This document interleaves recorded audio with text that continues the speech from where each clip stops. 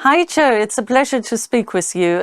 We are showing you a fabulous film, Mai Khoi and the Dissidents.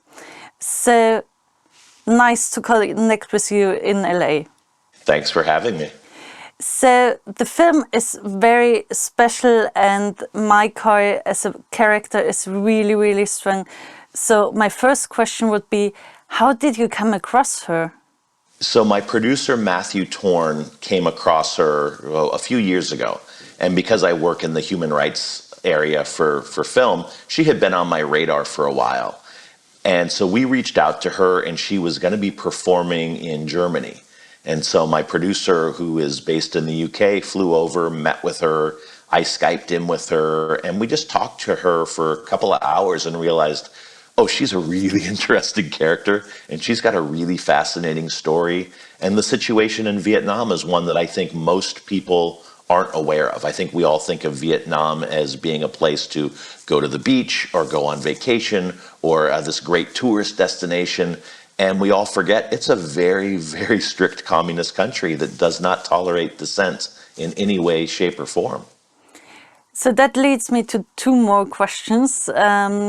But I will start. When did you meet Mai Khoi? In which year was that? Just to give us like a timeline. I would have, let's see, we met Mai Khoi in 2016, I believe. I don't know, it's all running together for me. That was a hard film to shoot, but I think we met her first in 2016. And then we started shooting very soon after that. Yeah, and now we come to the second part of the question, which you already like teased, is how the hell did you manage to shoot such a film in Vietnam? It was a real challenge. So I've got a really good team that, from some of the previous films I've made, I've got a good team that was based out of Hong Kong. And so we were able to, the way I normally work is I go into a country with my whole team. We very quietly sort of set up our production, and then I come in and out, and my producers come in and out, but my team stays as long as they can. And we were able to get into Hanoi, and we were able to set up operations, and we were able to start filming. And it was a real challenge because Mai Khoi is a pop star, and she draws attention wherever she goes, and her personality and her hair and the way she dresses just attracts attention wherever she goes. And so we had to be very careful with how we filmed. We did have some incidents. I mean, our production offices were raided one night, and my producer and my cameraman literally fled out the back door with hard drives in their pockets and cameras in their bags, and we never went back. Oh, wow, that sounds really, really challenging. I also thought at the time where she puts the huge poster on the bridge, I was like, it's so amazing that you actually got that on camera, but you can feel how stressed she is by the situation. So I imagine those kind of situations were also very stressful for you as a team. Incredibly stressful. And I can tell you in that scene in particular, my producer was in country. I was running it from Los Angeles. And I got a text from my producer saying, the police are coming. We are running. I will text you when it's safe. And I didn't hear from him for 2 hours. And I just paced my office. It's like, what do you do? I mean, we have protocols in place where if something really goes wrong, we know who to call in the U.S. State Department and to try to figure things out. But it was 2 hours of me pacing in my office trying to figure out, wait, are they safe? Is everybody okay? I have never been more relieved to get that text from my producer saying, we made it out.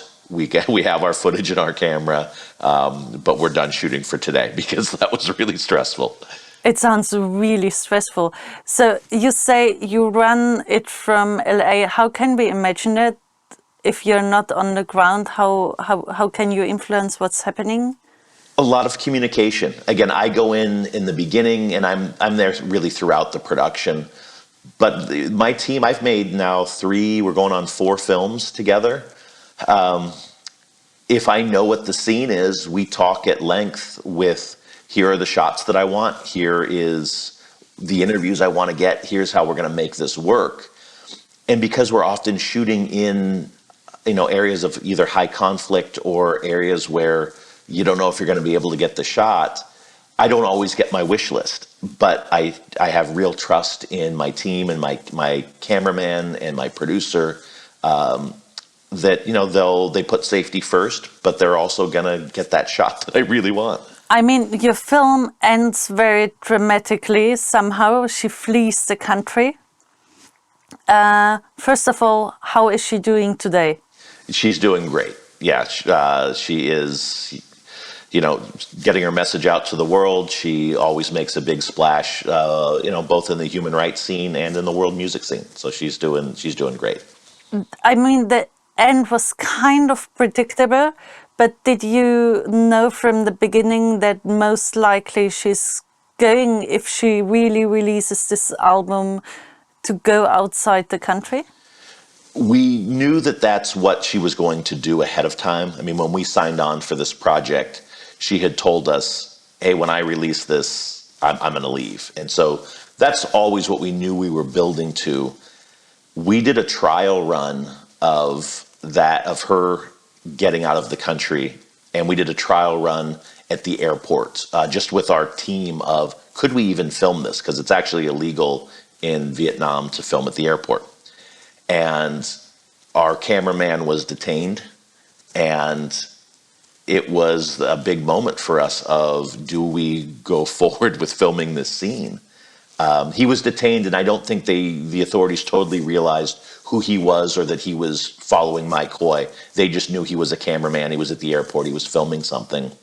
And they questioned him, and they let him go. And we finally decided that, yeah, we're going to make this happen. And it was a really interesting way to film it. My cameraman bought a ticket to a different country. He stood 3 people behind Khoi, and Khoi had a camera in her hat that was filming as well. And she went through exit customs, which you have to do at Vietnam. And then 3 people later, my cameraman went through. He took the hard drive from Khoi's hat, and they both went separate directions and got on different planes to different parts of the world. Oh, wow, that sounds very innovative, like finding really ways how to make it work, but also very dangerous at the same time. We did have touched the issue of safety, and you mentioned you have made previous films about human rights activists in other parts of the world. At our festival, we also talk about the safety of the people behind the camera, because it's so important that you guys bring the stories out, but at the same time that you take care of yourself. So how do you, if you see a dangerous situation, how do you decide whether to go in or to stop filming? Is that even a possibility? It is. I mean, there's always a risk assessment on every scene that we do, every time we shoot, whether it's me, whether it's my producer or my cameraman. There's always a risk assessment of, okay, what's the danger? What's the threat level? And can we get this and get out? And it's just always a challenge. We're always sort of looking at what's possible and what isn't. And we always err on the side of, hey, we can always try to get this story beat another day if it doesn't work today. That sounds like a very good approach. So probably everyone has a different view on that, but for you personally, what did impress you most about Mai Khoi? I mean, we all saw her now in the film, but what was the trigger point for you personally to say, yes, about this person I want to do a documentary? It was so many of the films that I've made about really inspirational human rights figures, usually when the story starts, they aren't aware of the threat level to themselves. They haven't achieved a level of success or a level of notoriety to where they're now a target. what impressed me about Khoi immediately was she was already a pop star. She had already started to speak out against the government. She knew her risk. She knew the threat level. She knew what the consequences were going to be. And she still felt so strongly about messages of freedom of speech and freedom of expression in Vietnam that she was going to go through with it anyways. And that for me was a real moment of, oh, that's courage. I mean, it's one thing to find later in your campaign that you've gotten in over your head and things have gotten too dangerous. She knew the dangers up front and she still chose to do it. And that to me is the definition of courage. Yeah, that was what impressed me most about her too. It was this not going in blindfolded, but with this full awareness. And wow, I would hope for our world that there are more such brave people around. So thank you so much for connecting with us. It was a pleasure talking to you. Is there a last message that you would like to give the Berlin audience on the way? The message that I always want to leave with any audience is one person can make a difference. One person can make a difference in this world. Stand up for what you believe, speak out, and be that person making a difference.